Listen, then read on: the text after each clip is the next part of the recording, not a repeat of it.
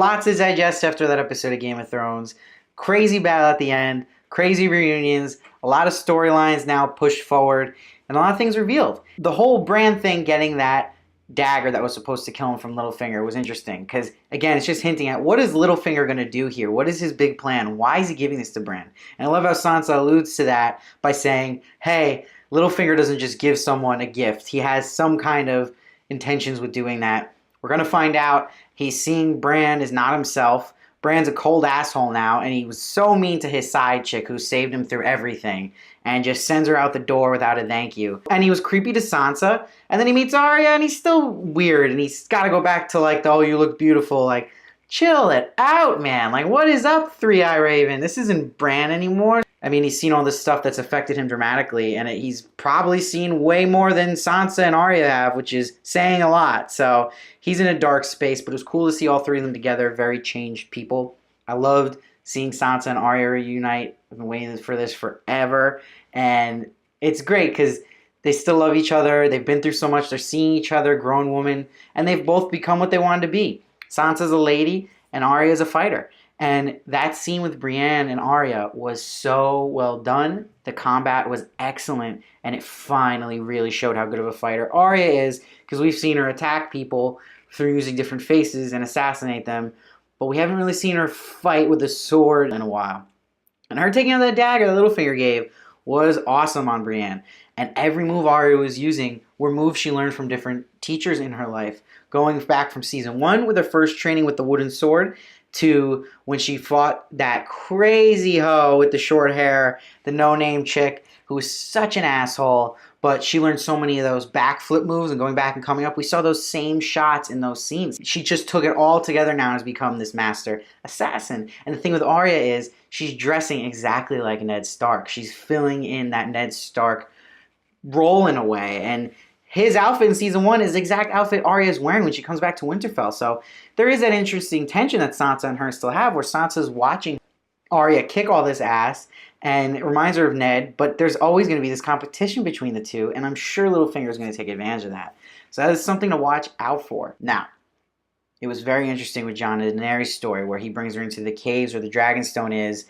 It's a nice dim-lit cave, the mood's set. Now it's getting weird because Jon and his aunt, the sexual tension is really going up with Daenerys. It's very strange to show with this stuff, especially because he doesn't know it's his aunt, but it's coming. You feel it, you sense it. They're hinting at it so much now, and in that scene you really felt it. But looking at the cave paintings, that was a really cool way to convince Daenerys, like, the White Walkers are real. This is your proof. This is the Forest children they go back to, and the oldest men, and how they were together, and Bran had seen that through the Three-Eyed Raven, and that is all confirmed true, and seeing, like, the hieroglyphics of the White Walkers. Excellent way to connect that. That was brilliant writing on the show's part. You would have thought it was written by the author himself, but that was great. That was some good TV writing for sure. And look, Dany and Jon are still being very stubborn with each other.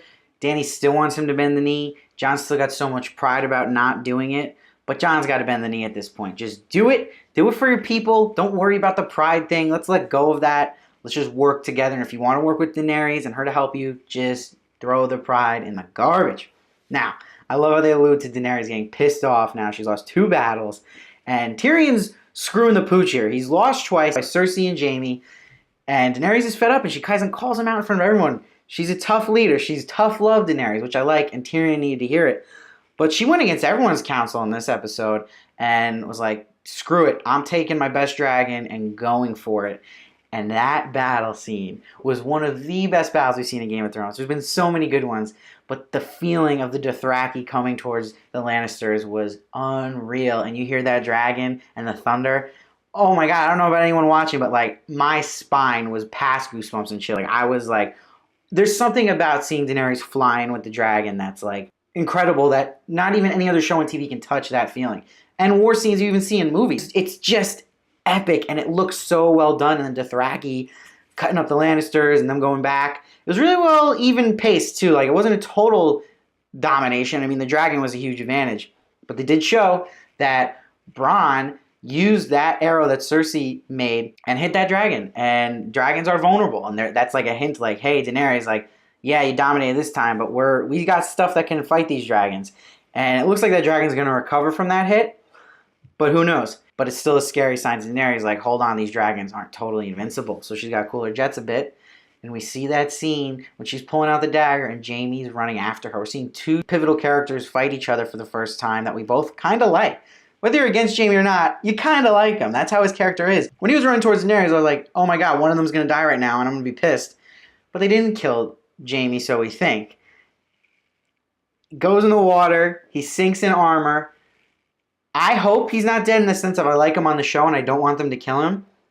But I don't want him to come alive in the sense where this is like Glenn with the dumpster in Walking Dead, where Game of Thrones, don't do this fake out death thing. You already did with Jon Snow. People are sick of it on TV. You made the choice to have Jaime drown in the armor. It's an honorable death. He didn't get destroyed by the dragon. Let it be now. You made that shot. Just kill him then. I don't want the TV cheat anymore. As much as I'd like to see him come back and come out of the water, don't do that. Don't leave that kind of cliffhanger.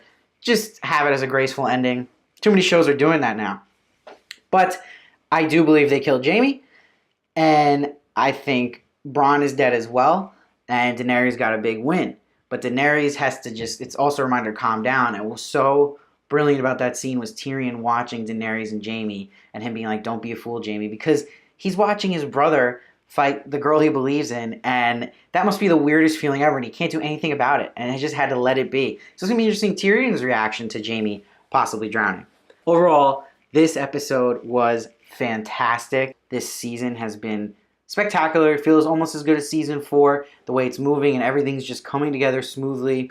And I would give it a 9. Last week I gave 9.5. This I will give a 9. The action was great. It was a little slow in the beginning. Little scenes are like, eh. But the Arya and Brienne, the battle at the end really stood out. It's just making the show more epic. And I don't think they could have done this season any better so far. So I'm excited for next week. It looks like we're getting some White Walker action. Please comment below with your thoughts. I respond to everybody. Let me know what you think.